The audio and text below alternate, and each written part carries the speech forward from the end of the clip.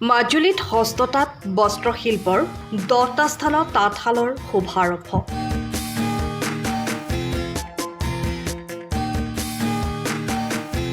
মাজুলী জিলাৰ 10টা স্থানত এই ঘৰৰ শুভাৰম্ভ কৰে মাজুলীৰ বিধায়ক ভুৱন গামে। মাজুলীৰ ঢাপাক তিনিআলিৰ মীনাক্ষী গামৰ ঘৰত প্ৰথমটো ঘৰৰ শুভাৰম্ভণি কৰা হয়।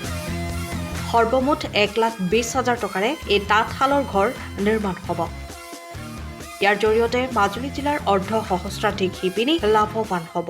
মোৰ একচুৱেলি এই প্ৰজেক্টটো সপোনৰ প্ৰজেক্ট বুলি ক'ব পাৰি। খুব হিচাপ আগৰ পৰা ইচ্ছা আছিল যে আমাৰ মহিলাসকলক কেনেকৈ এই প্ৰজেক্টটো লৈ কেনেকৈ আগবঢ়াই লৈ যাব পাৰি।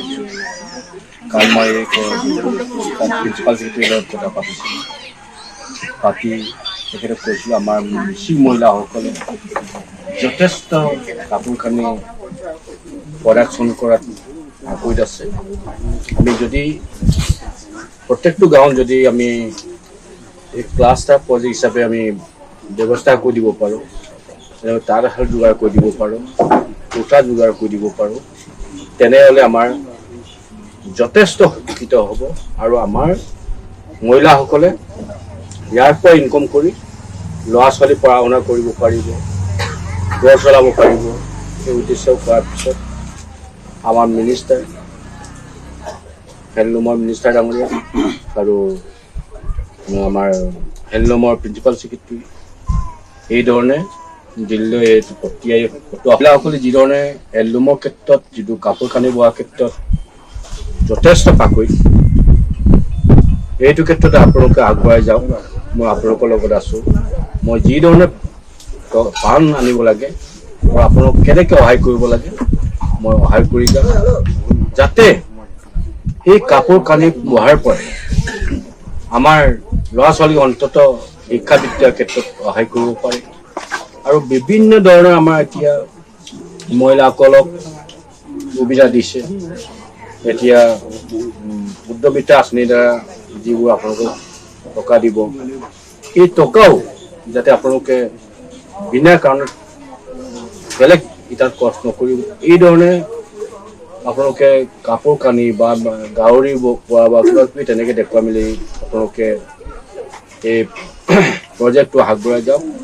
তাঁতৰ চালিঘৰ, এই তাঁতৰ চালিঘৰটো আমি মাজুলীৰ মেইনলি আমাৰ কমলাবাৰী ব্লকৰ আণ্ডাৰত 10গৰাকী শিপিনীক আমি দিছোঁ আৰু ছাৰে গোটেইখিনি তদাৰক কৰিছে।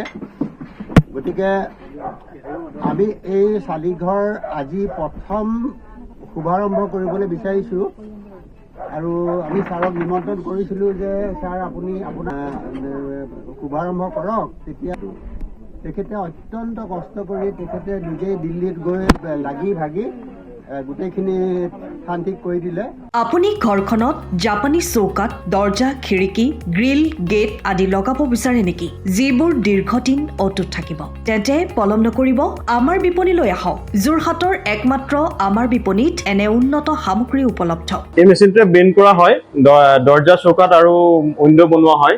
বাকী আমাৰ গেনব্লাইজত হয় এইবিলাক। আমাৰ ঠিকনা শ্ৰীৰাম এলুমিনিয়াম চেণ্টাৰ, DCB তিনিআলি, তৰাজান, যোৰহাট 785006। যোগাযোগৰ নম্বৰ 8638967754 অথবা 9401552548। পাল্লা বনোৱা আছে, গেলমেনাইজৰ হয়। এইটো প্ৰেছ ষ্টীল বুলি কয়। গেলমেনাইজৰ উইণ্ডো হয়। ইয়াত ষ্টীলৰ এইবিলাক গ্ৰিল দিয়া আছে, এক্সট্ৰাকে গ্ৰিল প্ৰয়োজন নাই। গ্ৰিল চব লাগি গৈছে আৰু এইফালে মস্কিটো নেটো দিব পাৰে। এইটো মস্কিটো নেট, এইফালে বেক চাইডে মস্কিটো নেটৰ পাল্লা আছে। পকাত নি পিনে ঘৰটো আৰম্ভ কৰোঁতে লৈ যাবলগীয়া হয়। তেতিয়া পকাত দি দিলে মানে ইয়াত ঢেলাই সোমাই যাব, মছলা সোমাই যাব। বালি মছলাটো ভৰাই দিলে মানে মজবুত হৈ যাব। ইয়াৰ সময়ৰ খবৰ সময়ত পাবলৈ ফ'ল' কৰক টাইম অফ আছাম।